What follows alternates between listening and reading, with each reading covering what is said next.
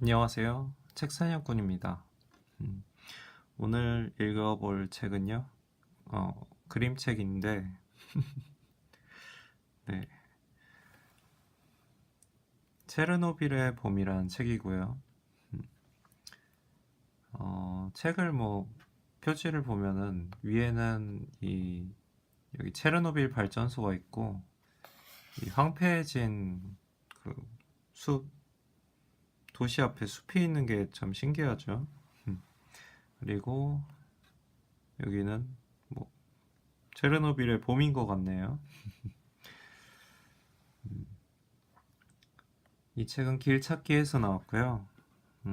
엠마뉘엘 르파즈가 그렸고, 그리고 책의 인쇄는 2013년에 되었습니다. 여기 있네요. 아차, 오, 네. 2013년 인쇄가 됐고, 초판 인쇄가 됐고, 현재도 그 인터넷 교보문고 홈페이지에 가보면 판매를 하고 있더라고요. 그래서 제가 읽기가 참 조심스러운데, 게다가 그림책이라서 참 많이 조심스럽습니다. 그래도 제가 이거를 너무 읽고 싶은 부분이 있어서 읽고 싶어 가지고 읽기로 하였는데요. 네, 그러면 보도록 하죠.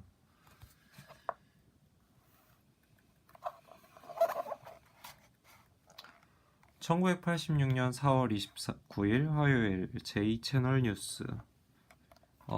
엠마니엘 류파즈라는 분은 프랑스 사람이고, 예, 보시다시피 화가입니다. 그분이 어릴 적에 본 뉴스를 지금 재현을 한 것 같아요. 그때 기록을 찾아서. 긴급 속보입니다. 공식적으로 확인된 수많은 사상자를 낸 사고 소식입니다. 소련의 관영통신이 타스에 따르면 체르노빌의 원자력 발전소에서 지난 토요일 밤에서 일요일 사이에 사고가 있었다고 합니다.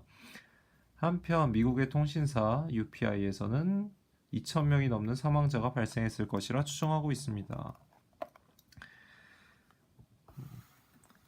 체르노빌 원자력 발전소는 엄청난 메가와트급 규모로 소련 기술력의 상징과도 같은 곳입니다. 세워진 지 2년밖에 되지 않았으며 또한 최신 안전 시스템이 도입됐다고 알려져 왔습니다. 지난주 토요일에 핵 융합로가 붕괴되기 시작했으며 발전소의 냉각로는 완전히 기화해 반경 수백 킬로미터가 방사능에 오염됐습니다.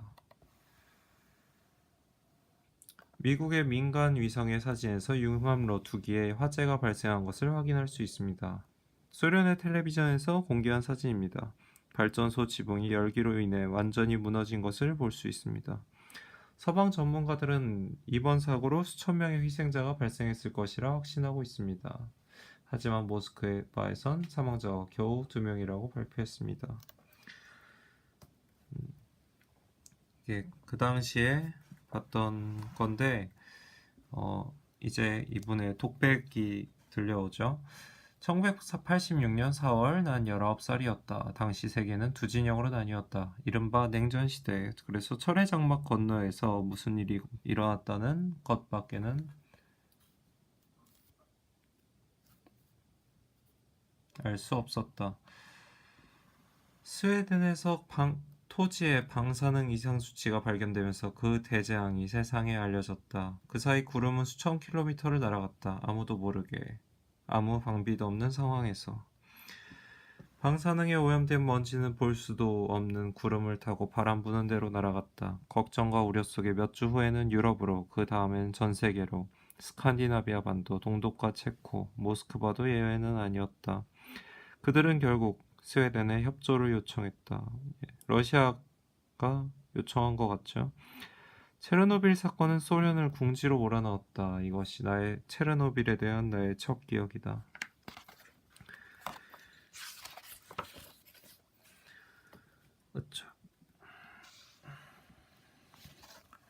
소련 당국은 사고가 나고 35시간이 지나고 나서야 프리피아티의 거주민, 그곳 지역 이름이 프리피아티 같아요. 4만 8천 명에게 대피령을 내렸다. 이를 위해 1200대의 버스와 200대의 트럭이 동원됐다.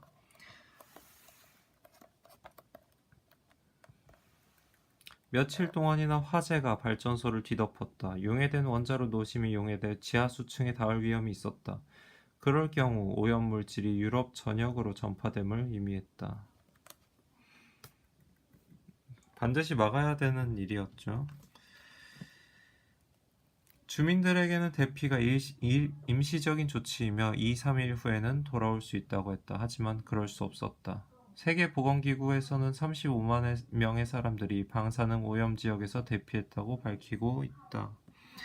사고가 있던 밤 인근 마을의 소방관들은 그게 어떤 위험인지도 모르고 불길과 싸웠다. 방사능에 노출된 그들은 이후 모스크바로 후송되어 격리된다. 그리고 사고 15일 후 전원이 목숨을 잃는다. 수십 대의 헬리콥터가 방사능을 방출하는 열기를 무릅쓰고 화재를 진압하기 위해 수백 톤의 모래, 붕소, 물을 날랐다. 화재 진압은 아흘에나 계속됐다. 이 흐릿한 사진이 기억난다. 사람들이 발전소 지붕에서 고도의 방사능에 오염된 잔해를 처리하는 모습이다. 치명적인 방사능에 노출되는 데는 2분도 채 걸리지 않기 때문에 이런 복장을 했다. 그들은 처리반이라고 불리웠다. 그들에겐 얼굴이란 없다. 그리고 19쪽.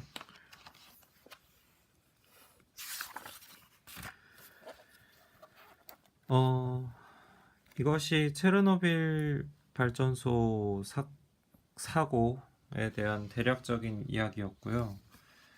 훨씬 더 많은 이야기가 있지만 굉장히 많이 생략했습니다. 관심 있으신 분은 구입하시기를 추천드리고요. 이제 이 작가가 그림 화가가 그 당시에는 그냥 뉴스 보도를 본 거에 불과했죠. 근데 이분이 실제로 그곳 현장에 가서 그림을 그리게 된 계기에 대한 이야기입니다. 네, 지금부터 볼 부분이 그런 계기예요. 프랑스 생프리에의 레귀에 항구 2007년 11월 거의 20년이 흘렀죠. 처음 체르노빌에 방문했을 때는 어떤 여배우도 동행했습니다. 그녀는 IRSN에서 내부 측정을 받았죠. 방사능 보호 핵 안전 연구소 그렇대요. 그런데 이런 얘기를 들었다더군요. 무서우면 가지 마시죠. 거기선 예술가들이 할 일이 아무것도 없습니다. 라고요.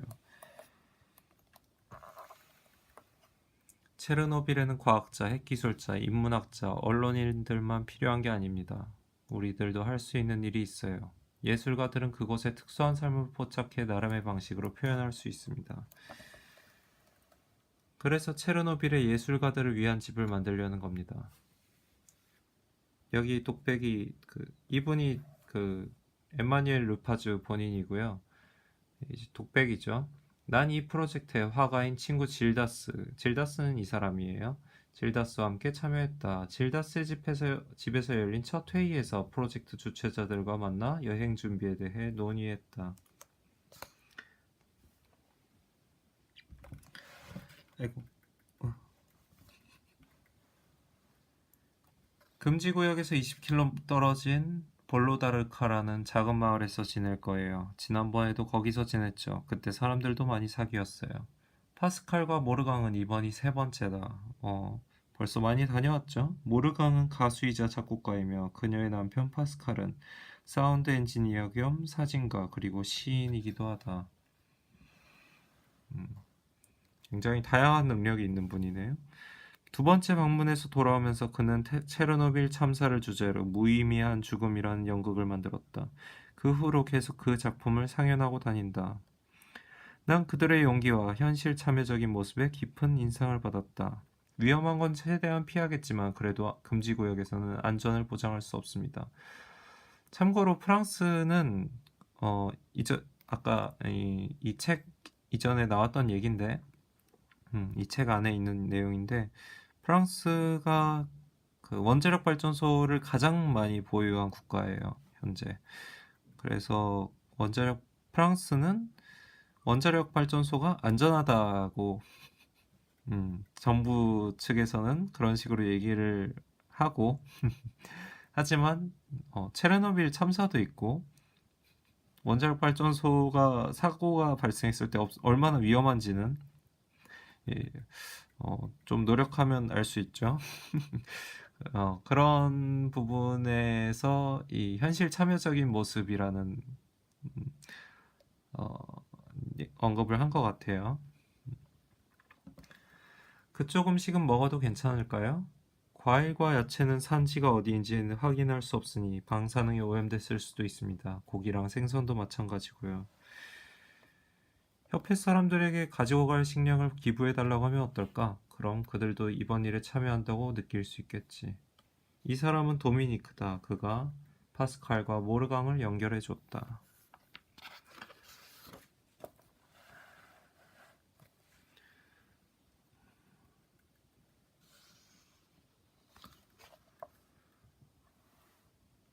도미니크는 데생악테르라는 협회의 회장이다. 협회는 작가들에게 실제적인 행동을 유도할 수 있는 현실 참여적인 그림을 그려보자고 제안했다.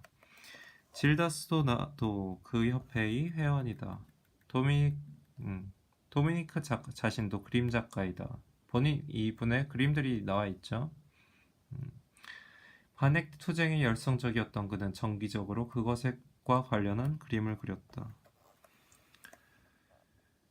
예, 밑에는 넘어가겠고요. 그럼 트럭으로 기증받은 먹거리를 가져가도록 하죠. 우리는 당신네들보다 2주 먼저 출발합니다. 묵을 집을 빌려야 하니까요. 별로 비싸지 않으니 아예 매입할 생각도 있습니다. 상태에 따라 다르겠지만 150유로 정도면 구할 수 있을 거예요. 금지구역에서 불과 몇 킬로미터 떨어진 곳에 살고 싶어하는 이는 아무도 없으니까요. 나는 내 동생의 부탁을 전했다. 프랑스어는 사진작가입니다. 이번 여행에 관심이 많더라고요. 이에 대한 답이죠. 한 번에 2명까지만 생각하고 있습니다. 그러니까 이번 여행에는 그 질다스라는 사람하고 이 주인공 엠마뉴엘 르페아주랑 2명이서만 갈 수 있다는 것 같네요. 하지만 체류 기간이 2달밖에 되지 않으니 다음 차례까지 오래 걸리진 않을 겁니다. 보드카는 그것도 피폭됐을까? 이런 질다스, 술을 안 마시려면 그런 이유까지 필요해? 예. 질다스 씨는 술을 굉장히 좋아하시는 분인 것 같네요.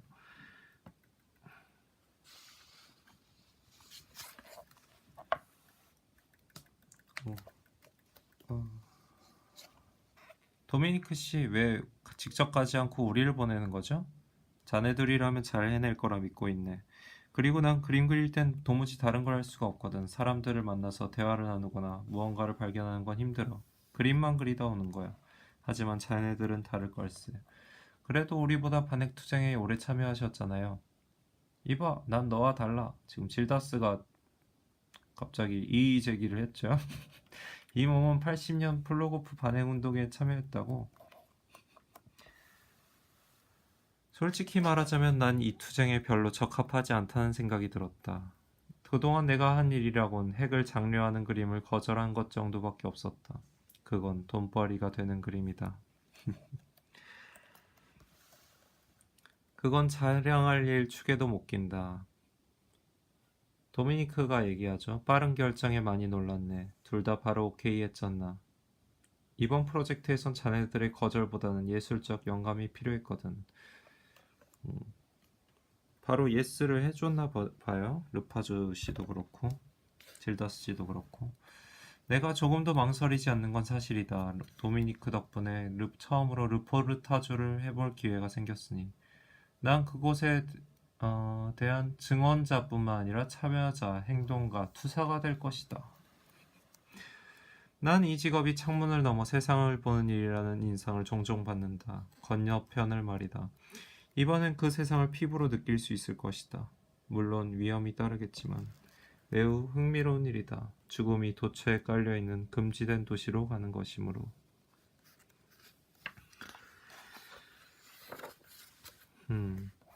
그리고 여기서부터는 주변인들의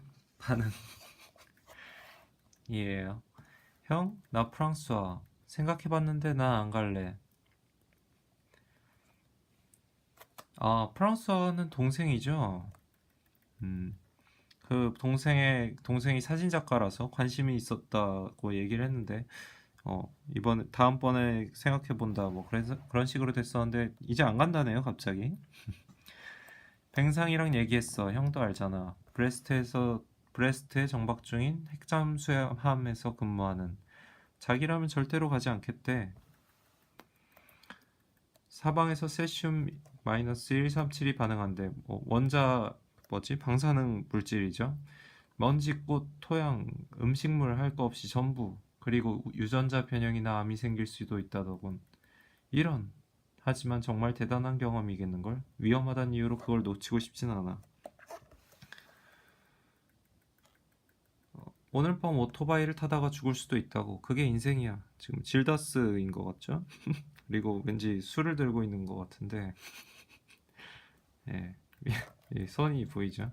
최악의 경우라도 20년 후에나 죽겠지. 그럼 이른이니까 살 만큼 산 거잖아. 맞아. 하지만 난 그 20년을 암과 함께 보내고 싶진 않다고. 예, 현명하죠? 아, 음. 흔들리는 점 양해 부탁드립니다. 2007년 성탄절. 응, 나도 알아. 그래서 맥이 좀 빠졌어. 하지만 피폭될 수 있는 더군다나 그렇게 됐다는 사실조차 알 수 없는 곳엔 가고 싶지 않아. 전쟁터도 위험하긴 마찬가지지만 적어도 총에 맞으면 맞았다는 사실은 알 수 있어. 동생 얘기 못 들었니? 얘가 왜 거길 가야 하는데 여기 말풍선이 여기로 향하고 있죠? 어머니인가 봐요. 그곳에서 일어난 일들을 그리기 위해서예요. 그리고 출판된 책의 수익금은 체르노빌에 피폭된 아이들을 위한 단체에 기증될 거고요. 이미 결정했어요. 암에 걸릴 수도 있다잖니. 다시 생각하렴. 어머니, 조심할게요. 전 어린애가 아니잖아요. 그러면 얘 아이들은? 애들 생각은 해봤어? 물론이죠. 하지만 이것도 중요한 일이에요. 그건 나도 알고 있단다. 하지만 너에겐 책임이 있어. 쟤들에겐 얘가 필요해. 나는 내 손자들이 아버지 없이 자라기를 바라지 않는다. 이 두 명이 그 엠마니엘 씨의 아이들인 것 같죠.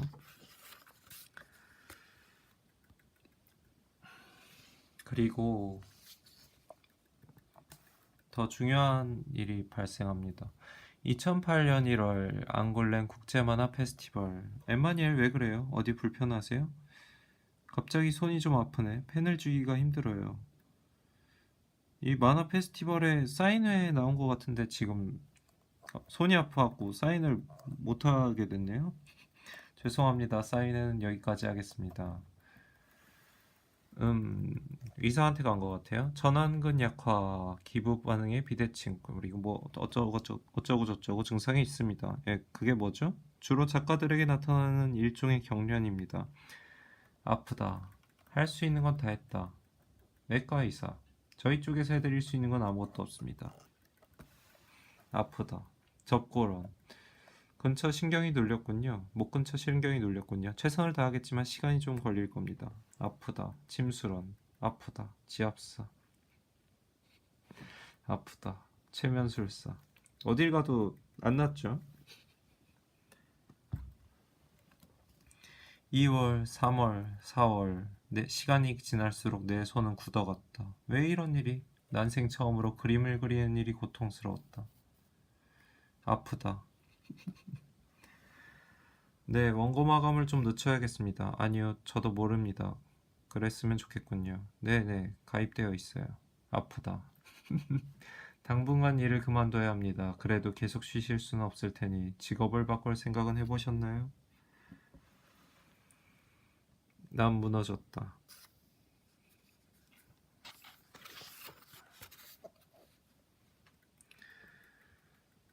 지금 가야 되는 상황에서 그림을 못 그리게 됐죠. 지금 예술가를 불러서 이분이 화가니까 그 체르노빌에 가서 그림을 그리는 일을 맡은 거였는데 3개월째 지금 손이 굳은 채로 나을 생각을 안 하네요. 그래서 지금 어, 약간 거절하게 된 상황이죠. 도미니크 씨, 당신이 대신 가야겠어요. 네, 그분도 그림을 잘 그리는 분이니까. 그게 내가 지금 다른 일을 진행 중이라.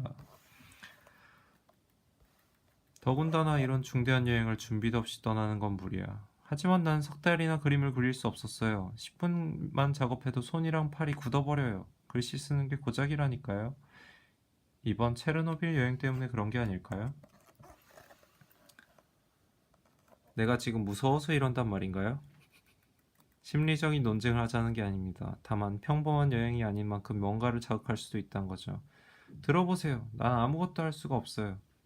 여행 후에 나올 책을 위해 먹을거리와 돈을 후원해주는 사람들이 있습니다. 전시회도 이미 예약되어 있고 여러 단체에서 책을 구매해주기로 약속도 했고요. 우리에게는 책임이 있어요. 그런데 갔다가 빈손으로 돌아오면? 상황이 이런데 가서 뭘 어떡하라고요. 그쵸? 다른 걸 할 수도 있어. 꼭 그림일 필요는 없지. 보고 느낀 걸 말해주는 것만으로도 충분할 거야. 하지만 전 그림 작가라고요. 그래요. 당신은 그림 작가죠. 하지만 인간이기도 해요. 그림이 인생의 전부는 아니잖아요. 전부는 아니어도 약간은 그래요. 난 자네만의 시각을 믿네. 갑자기 기분이 좋아진 것 같죠? 이런 그림 나 혼자 그려야겠네? 그렇게 해본 적 없는데. 질다스만 갑자기 걱정하고 왠지 일은 계속 하게 된 것 같아요. 그날 밤 내 손의 통증이 조금 가셨다. 중압감도 약간이나마 사라졌다. 하지만 그림 없는 삶, 그리고 그것을 다른 사람들과 함께 공유할 수 없는 삶이란 상상조차 힘들었다. 14절까지. 이제 그 방사능 수치를 그 기계 안에서 확인하고, 지금 측정된 수치와 여행 후의 수치를 비교하여 픽폭 여부를 확인할 것이다. 숲에서 나는 음식물이나 버섯, 야생동물에 주의하세요. 유제품도요. 물도 병에 판매하는 것만 드셔야 합니다. 먹거리는 가져갈 겁니다. 그런데 그곳 사람들에게 초대받으면 어쩌죠? 거참 난감하군요. 신중하게 가려 드셔야 합니다. 보드카는요? 보드카도 위험하긴 하지만 세슘 137이랑 상관없어요. 광경화가 문제지.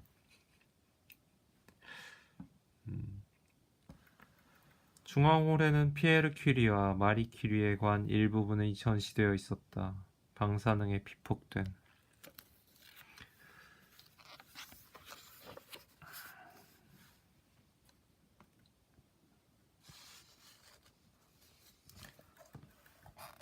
출발이 점점 다가왔다. 동시에 주변의 만류도 심해졌고. 좋아. 이제 이게 마지막으로 하는 말이야.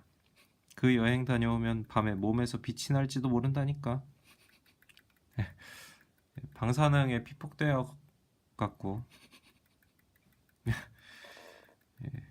약간 우스갯소리처럼 얘기를 하고 있죠. 대체 뭘 하려고? 거기가 싸울 곳은 거기가, 내가 싸울 곳은 거기가 아니야. 그런 건 도미니카한테는 맡겨둬. 말풍선 보니까 소리를 치고 있죠. 4월 초 모르간과 파스칼이 파리에 공연을 하러 떠났다. 그 후 곧장 우크라이나로 향할 예정이었다. 그래서 트럭에 음식물을 가득 실어갔다. 기름통, 곡물, 과일, 말린 야채, 전분질, 야채, 통조림. 이분들이 먼저 가서 집을 정리를 하고 그런 것 같아요. 모든 것이 순조롭게 진행됐다. 협회의 많은 사람들이 먹을 것을 보내줬다. 뿐만 아니라 유기농 마켓에서는 상품권을 제공했고 여러 카페에서 모금 활동을 했다. 우리는 수많은 사람들의 도움을 받았다. 이 부인과 아이들과 작별 인사를 하고 열차에 앉았죠. 체르노빌로 향하는 열차예요. 나는 물은 연필, 백목, 목탄 등을 챙겼다. 힘을 주지 않아도 그릴 수 있는 도구들 말이다. 재료를 바꿔서라도 그림을 몇 장 그릴 수 있었으면 했다. 그리지 않고서는 도무지 견딜 수 없기에. 뼛속까지 그림 작가군요. 질다스와 나는 체르노빌까지 거리가 얼마나 되는지 체감하기 위해 기차를 타기로 했다. 네, 이제 넘어가서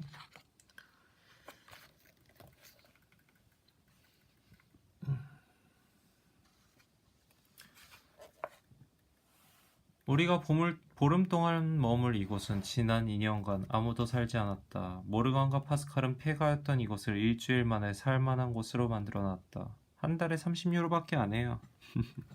체르노빌 금지구역 근처에 집을 빌렸네요. 방에는 테이블 하나, 의자 둘, 낡은 침대 둘이 있었다. 나는 그림 도구를 원래 그곳에 있던 낡은 흑백 사진과 종이 옆에 뒀다. 그것들은 하루아침에 풍비박산난 한 가족의 삶을 말해줬다. 바시아 가족이 바로 길 건너편 농가에 살고 있었다.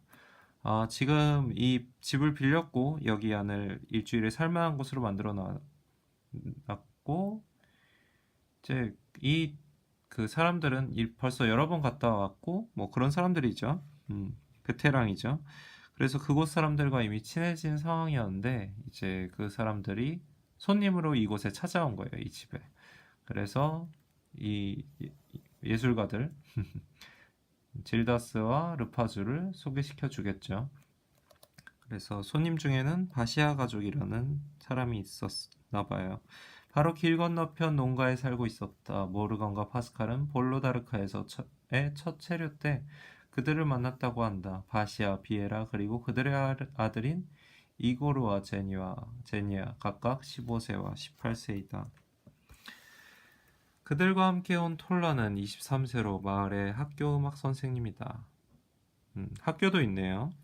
바시아는 56세이다. 그러나 20살은 더 들어 보였다. 그는 철이반이었다. 아까 보셨지만 체르노빌 사고가 발생하고 그 원자로가 융해가 계속 되고 있었죠. 그래서 그거를 멈추고 나흘 동안인가 화재가 계속됐었는데 그걸 멈추고 그 체르노빌에 무너진 천장을 콘크리트로 에워싸고 막 그랬었죠. 그게 50만에서 80만 명의 인력이 동원이 됐대요. 굉장하죠. 그리고 그 사람들을 철이반이라고 불렀고요. 그래서 이분이 생존한 철이반 중에 한 명입니다.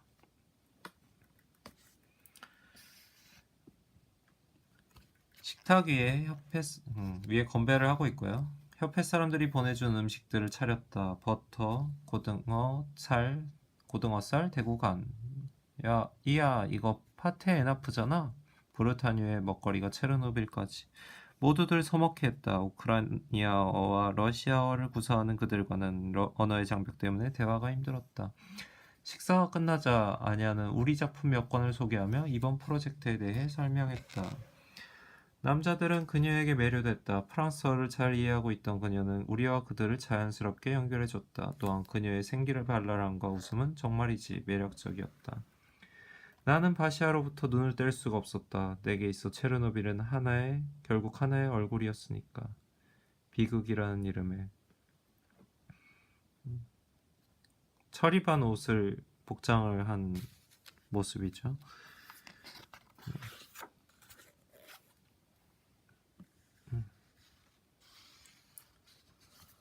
바시아의 얘기네요. 전 군인이었습니다. 그래서 여행도 많이 다녔죠. 특히 소련 시절에는 헝가리에서 오랫동안 체류했습니다. 그때가 그리우세요? 뭐 적어도 일자리 걱정은 없었으니. 1979년에 콩팥 하나를 드러냈고 제대했죠. 1986년 그 사건이 일어나자 나는 다시 불려왔습니다. 오염 지역을 처리하기 위해서 말입니다. 바시아는 원자로에 벌어진 틈 사이로 흑연을 넣는 일을 했다. 당신과 함께 현장에 투입됐던 사람들은 어떻게 됐나요? 45세에서 60세 사이의 사람들은 모두 암으로 죽었습니다. 당신은 아무 이상 없었나요? 방사능이란 건 아무도 장담할 수 없지요. 언제 터질지 모르는 폭탄을 안고 살아가는 느낌입니다. 제일 먼저 바시아를 그렸다. 수개월 만에 그려본 것이다. 다행스럽게도 그곳에서는 그림을 그릴 수 있었다. 하지만 좀 엉망이었다. 간혹 머뭇대기도 했고.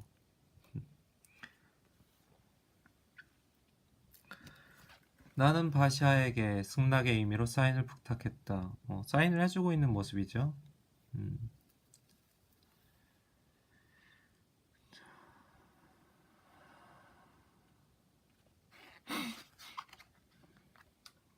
넘어가고요.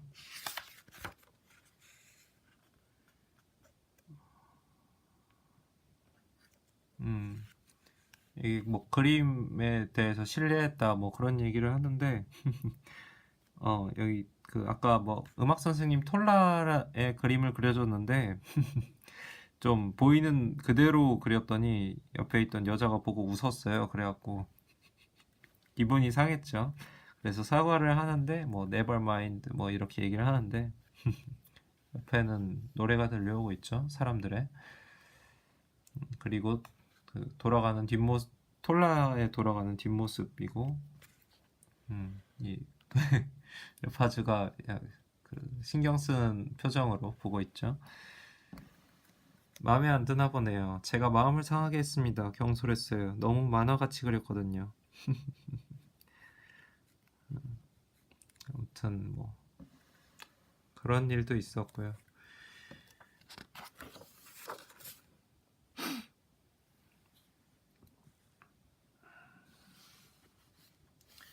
어쨌든 저녁 내내 그림을 그렸다는 게 중요해. 이야기와 음악에 푹 빠져 아픔조차 잊었어. 내 방식 자신으로부터 빠져나온 느낌이야. 내 방식대로 그렸어야 했는데. 그래서 협회에서 당신들을 여기로 보낸 거겠죠.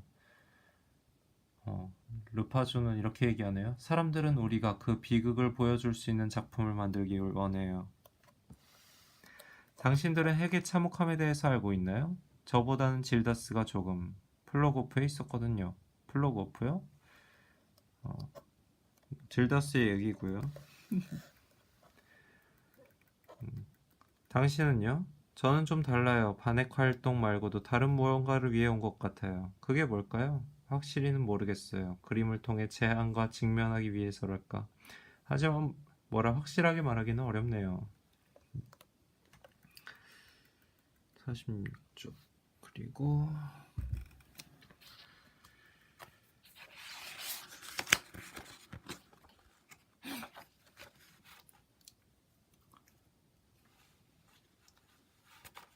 다음날 금지구역으로 향합니다.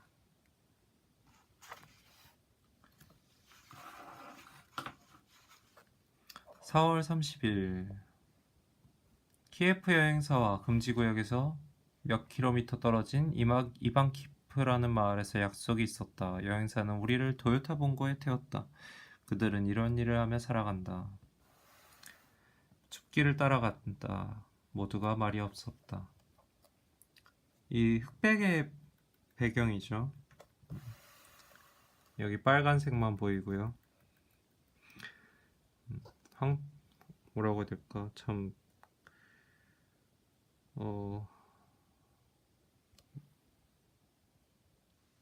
그냥 뭐 생명이 느껴지지 않죠. 감정이라던가.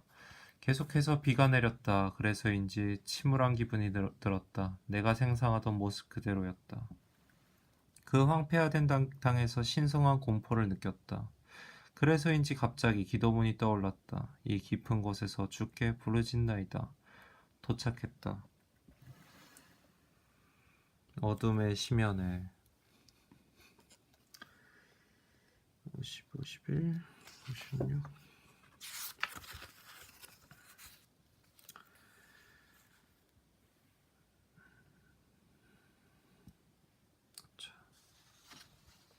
체르노빌.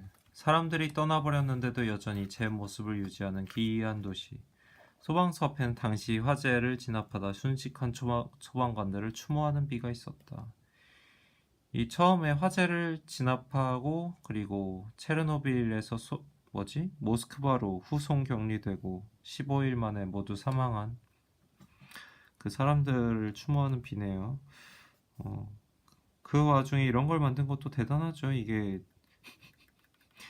이거를 만든 당시가 이미 사고가 터진 그 이후일 텐데 그 와중에 이 금지구역 안에다가 비, 비- 비도 추모비도 만들었어요.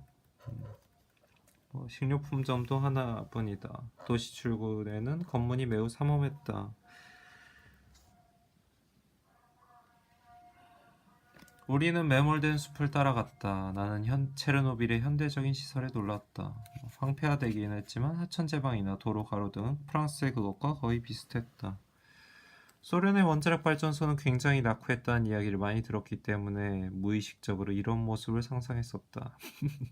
마차를 끌고 방사능 통들을 이 그 흙길을 따라 운전하는 모습이네요.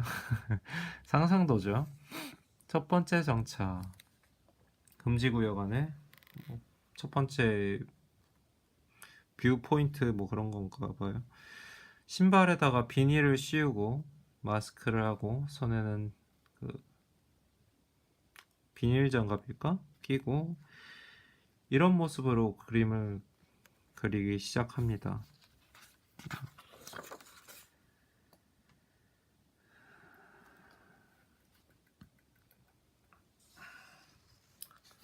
하천 건너편에는 건설이 중단된 5번, 6번 원자로가 보였다. 그것들은 1986년 말 완공을 앞두고 있었다. 추가로 4기가 더 건설될 계획이었고, 그렇게 총 10개의 원자로로 체르노빌은 소련의 가장 중심적인 발전 시설이 될 예정이었다. 기중기가 아직 남아 있었다.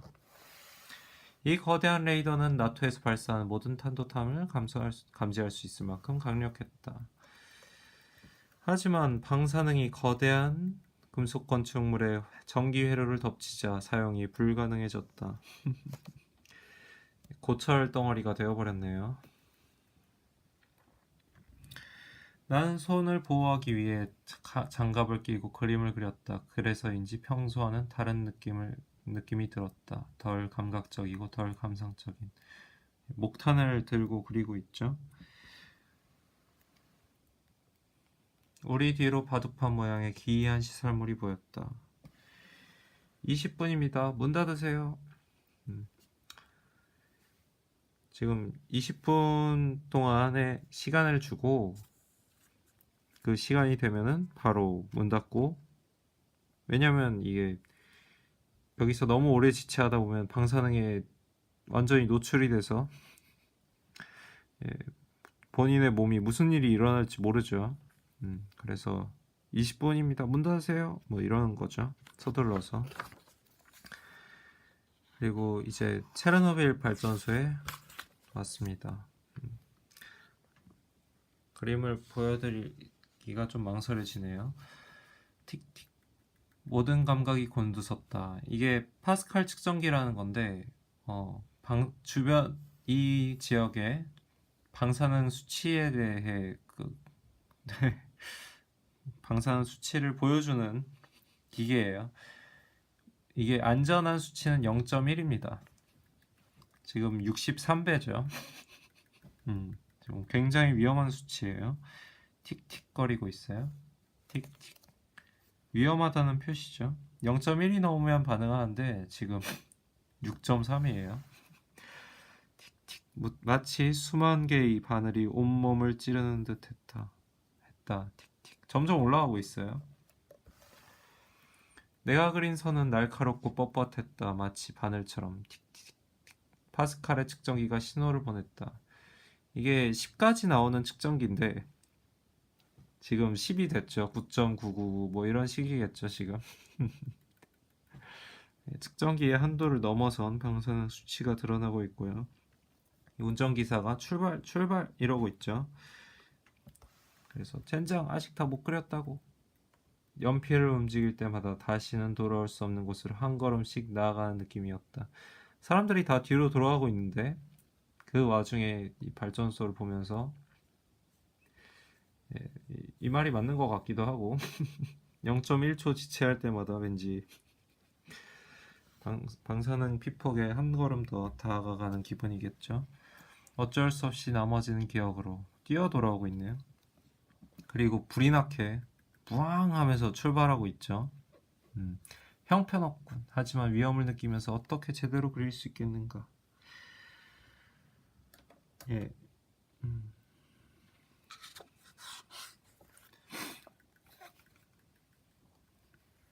다른 장소들도 있는데, 예. 제가 어, 네. 보여드리기가 곤란해서 넘어가도록 하겠고요. 대화를 할 수 있는 시간이 왔다. 그 그림이 정막을 깼다. 지금 투어가 끝난 것 같아요. 그리고 돌아가는 길인데 이게 인형인데 음, 지나왔던 곳 중에 한 곳에서 이 인형이 홀로 이렇게 된 모습이 보였어요. 거기가 유원지였죠. 예, 유원지였는데 관람차도 있고 그런 놀이공원 같은 곳이었는데 지금은 폐허가 된 그런 곳이었는데 거기에 이 인형이 버려져 있었어요. 그래서 그 르파주 씨가 말합니다. 이상해요. 이 인형은 허허벌판 한가운데 홀로 있었어요. 왜 이것만 남겨뒀을까요? 에, 적어도 이 인형이 있던 자리엔 아이가 있었겠죠. 그 자리에. 음, 마치 어떤 이미지를 보여주기 위해 연출된 것 같지 않나요? 그렇게 얘기했더니 앞에 분이 이렇게 얘기합니다. 질문을 바꿔보죠. 그게 어디에 있는 거죠? 우리는 도시의 모습을 한 방사능 저상소에 있는 겁니다. 아무도 그런 인형에는 신경 쓰지 않습니다. 질다스, 당신의 그림도 좀 보여주시죠. 대짜 맞았죠? 아직 안 됩니다. 완성된 게 아니에요. 스케치 정도. 나중에 작업실에 가서 안정적인 분위기 속에서 다시 해야지. 너무 강렬해서 도무지 집중이 돼야 말이지. 손은 좀 어때? 아프진 않아. 정확히 말하자면 느낄 여유조차 없었지. 하지만 그림은 엉망이야. 큰일이군. 긴장감이 고통을 넘어섰으니. 질다스가 걱정스러운 표정으로 얘기합니다. 너도 알겠지만 나 혼자선 책을 완성할 수 없어. 그러니까 밝게 얘기하네요. 그러니까 한 팀이지. 도움이 될지 모르는 사람이 너무 자신 있게 얘기하는 거 아닌가요?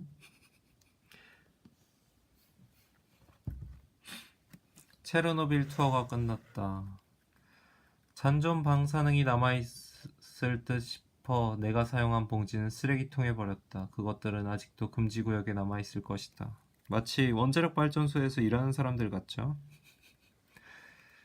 음, 그보다 위험한 장소에 다녀오긴 한 것 같은데 우리의 손과 발이 깨끗한지 확인하기 위해 한 명씩 검사를 받았다. 그러나 이는 오염 물질의 유출을 막기보다는 철저하게 통제되어 있다는 인상을 주기 위한 것이었다. 그래서 손과 발을 어디에 대고 있죠? 납인 것 같죠? 납한 검사를 하기 위해. 그래서 세차했냐고 계속 묻고 있네요. 세차하셨어요? 뭐라고? 뭐라고요? 차요. 깨끗하냐고요? 괜찮아요. 괜찮아. 문제 없어요. 음. 우크라이나도 프랑스나 다른 나라들처럼 안심시키기를 택했다. 현실에 대한 직시가 두렵기 때문일까? 현실을 마주한다는 것은 끝이 보이지 않는 우물로 몸을 내미는 것과 마찬가지이다. 그러면 현기증이 일어날 터이니. 이 우물 얘기는 거듭해서 나옵니다. 곳곳에 세워진 군청색 철망은 통제와 금지를 의미한다. 하지만 그것들은 진정으로 사람을 위한 목적으로 세워진 게 아니다. 12, 88.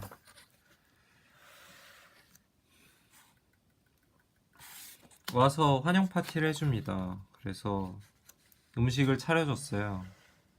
선택의 순간이다. 먹을 것인가 말 것인가. 검사를 해야 하나? 지금 차려준 사람들이 이렇게 눈을 동그랗게 뜨고 보고 있는데 여기다 측정기를 꽂아서 검사를 할 수가 있을까요? 어디서 나는 재료들이지? 무슨 음식일까? 어떻게 해야 하나? 질다스도 지금 본인이 먹을 생각은 안 하고 쳐다만 보고 있죠. 주사위는 던져졌다. 어때? 지방이야. 지방. 지방. 난 그들에게 보답하기 위해 그림을 그렸다. 네, 뭐 만나서 다른 사람들과 막 만나서 얘기를 하고요. 그 얘기도 재미있는데 넘어가도록 하겠습니다. 우리 모두는 저마다의 우물이 있어요. 지금 노래를 거기서 부르는데 그거를 들으면서 독백을 하네요.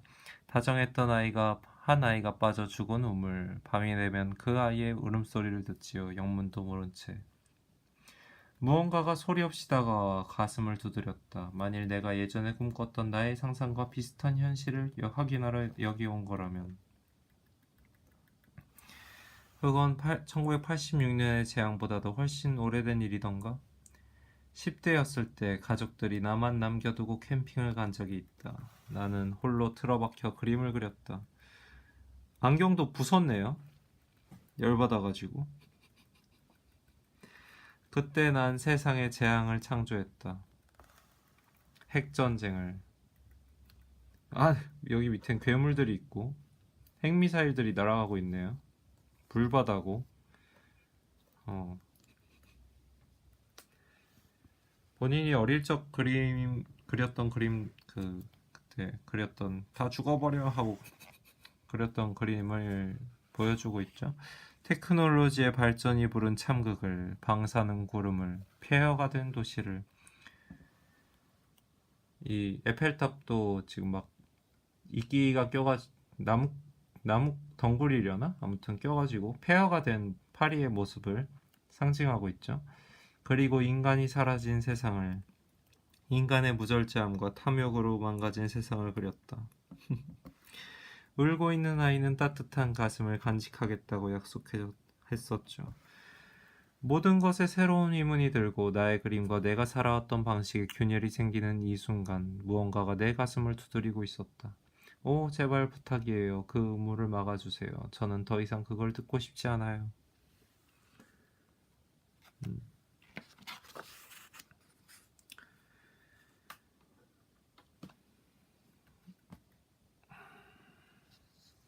5월 1일.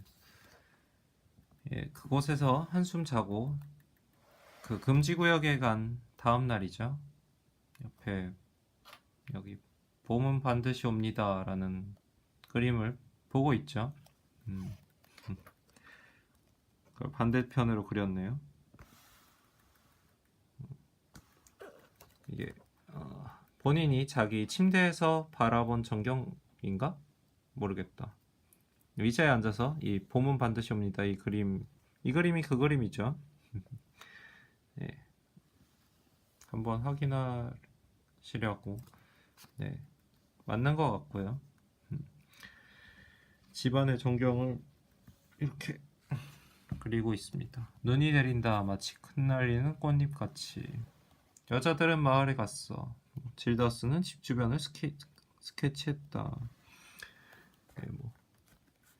파스칼은 뭐 하고 있다가 씻으려면 우물물을 데워 쓰세요. 그 물은 안전해요. 작년에 뭐 검사 받았거든요.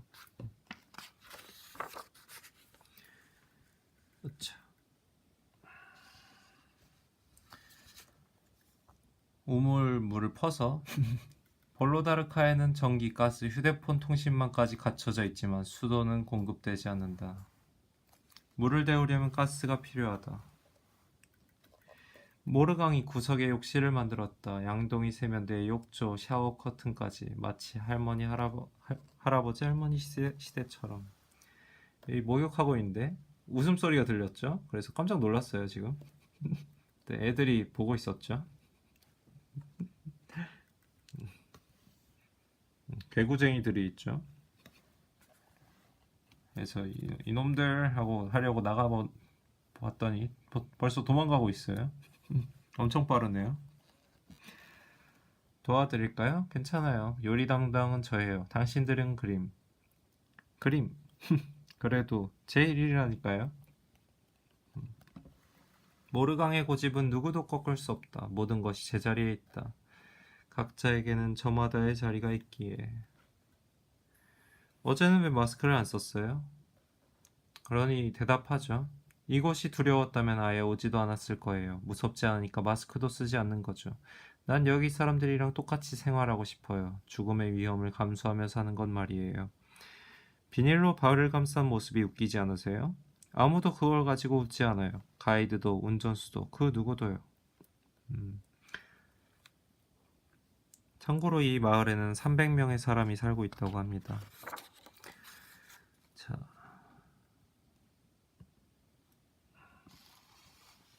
이 오른쪽은 안 보여드릴 거예요. 참고로 건배를 하고 실험을 할 게 있어 숲으로 갈 겁니다. 캐시가 동행한다네요. 남자들은 돌보연 마을에 내려드리죠. 거긴 사람들이 피난을 떠나 텅 비어 있습니다. 매우 더러운 곳이에요. 방사능 수치가 굉장히 높은 곳이라는 얘기죠. 몇 가지 사항을 반드시 지켜야 합니다. 맨 땅엔 절대로 앉지 마세요. 반드시 접이식 의자를 쓰세요. 그림 도구들을 놓게 하나 더 가져가도 될까요? 그러세요. 하지만 나중에 잘 제독해야 합니다. 가방엔 다 안 들어가나요? 아스팔트는 빗물에 씻기기 때문에 초목보다는 덜 오염됐죠. 위쪽은 0.5 마이크로 시버트지만 아까 봤던 그 단위예요. 그게 0.12 안전 수치였죠. 거길 벗어나면 7 정도로 치솟습니다. 아스팔트만 벗어나면 위험하군요. 트럭에 부츠가 있습니다. 비닐봉지도요. 그냥 신발이 아니라 부츠 이런 장화에다가 비닐을 씌우는 거군요. 난 아스팔트에만 있어야지. 질다스는 약간 예, 음, 근데 이조차 용기 있는 일이죠. 여기 온 것조차. 근데 귀엽긴 하네요. 마스크는 잘 챙겼나요? 도로에서 벗어나면 바로 써야 합니다. 이런 식으로 위험함을 얘기해주고 있고요. 그리고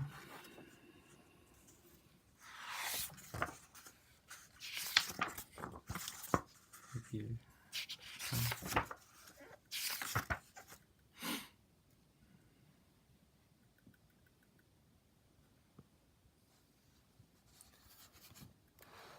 5월 2일 다음 날이죠. 정말 같이 안 갈 거야? 응, 그림들 몇 개 완성할 게 있어. 질다스는 다음에 가는 것 같네요. 게다가 빅토르가 어제 가져온 보드카 때문에 머리가 아주 난리라고. 예, 그 빅토르라는 손님인가? 찾아갔나? 아무튼 그 사람이 보드카를 가져왔는데 도수가 굉장했죠. 우리는 파스칼이 심은 것들을 채취하러 출발했다. 뭐 조금 전에 간단히 얘기했지만 뭐 뭘 심어놓고 그거를 꺼내 놓으면은 방사능 수치를 약간 보여줄 수 있는 것 같아요. 이고르 코스티는 원전 사고 다음날 그 현장을 최초로 사진에 담은 사진가이다. 그때 그는 놀랍게도 필름 전체가 검게 현상되는 것을 확인했다. 필름이 방사능에 노출된 결과였다.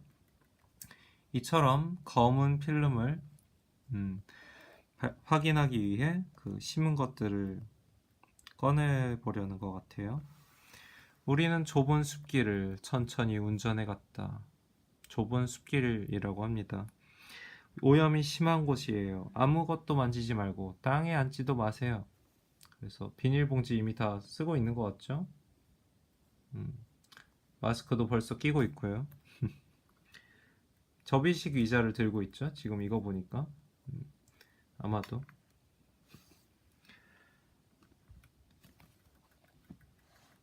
여권 가지고 오셨죠? 아냐가 준 출입허가증은요? 여기 뭐 괜찮 필요합니다. 뭐 거기도 여기도 금지구역인가요? 아니에요. 삼림공사가 한창이죠. 그래도 혹시 모르니까. 여기도 오염지역이잖아요. 마리 퀴리도 라듐을 분리했을 때 같은 경험을 했다. 여기 왼쪽에 그 필름이 검게 변했다는 그 얘기였는데, 그거에 연결된 얘기죠. 왼쪽이랑 오른쪽 그림이랑 연결이 되어 있어요. 우리는 지금 확인하기는 어렵지만요. 거기서 필름을 땅에 심을 아이디어를 얻었습니다. 네, 잠시 보고 이렇게 가운데로 연결이 되어 있죠.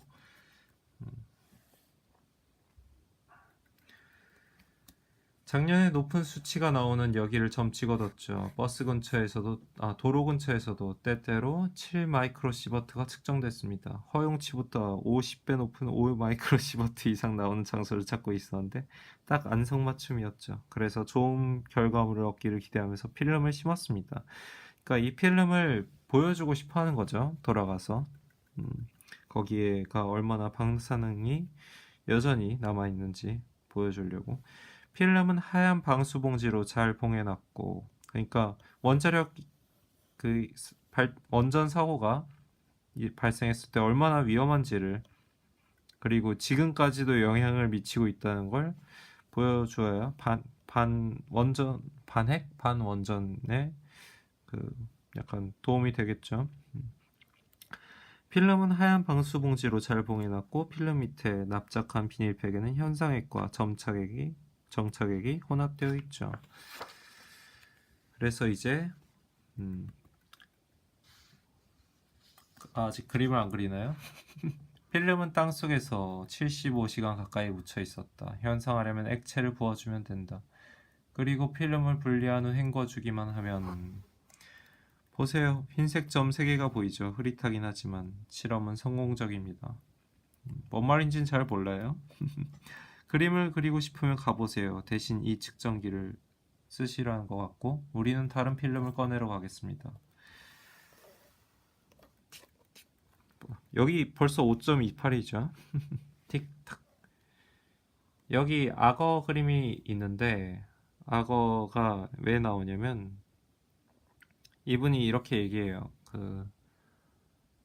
틱틱 소리가 나니까 위험하다는 소리잖아요. 그래서 틱틱 소리를 듣고 이제 빨리빨리 차에 타세요. 빨리 우리 가야 돼요 하고 도망을 가잖아요. 말하자면. 그거를 보고 이 사람이 이렇게 얘기해요. 마치 피터팬에서 후크 선장이 맨날 악어한테 어, 아, 악어가 후크 선장의 손 한쪽을 먹고 그게 너무 맛있어가지고 다른 쪽 손도 먹고 싶어가지고 맨날 따라다닌다는 그런 얘기였는데, 왜냐면 이 악어가 그 한쪽 손을 먹을 때 시계도 같이 먹었대요. 그래서 후크 선장이 이 악어가 온 거를 그 틱틱 소리, 틱탁 소리로 알아듣고 도망간다는 거죠. 그래서 지금 이 사람도 후크 선장의 심정이 돼서 지금 악어의 아가리 속에 있는 듯한 그런 기분을 느끼는 겁니다. 당장 잡아먹힐 수도 있는 그런 후크 선장에게 약간 음, 기억을 하고 있네요. 정막 속에서 홀로 그림을 그렸다. 이번에는 숨도 거칠어지지 않고 위험도 느끼지 않았다. 믿을 수 없을 정도로 평온했다. 그림을 그리면서 마스크를 쓰고 있다는 것도, 장갑을 끼고 있다는 것도 잊었다. 그리고 방사능에 대해서도. 이렇게 그림을 그렸죠. 음, 거의 말이다. 이런 아스팔트 위에 떨어뜨렸죠. 목탄인가 이게? 크레파스라고 해야 되나? 난 망설였다. 결국 줍지 않았다. 야, 잠시만요. 안 돼.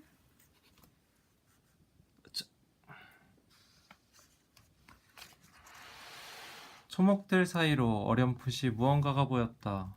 버스 정류장이었다. 도로에서 10여 미터 떨어진 좁은 숲길을 차를 타고 왔는데 도로에서 10여 미터 떨어진 숲 한가운데 버스 정류장이 있는 거예요.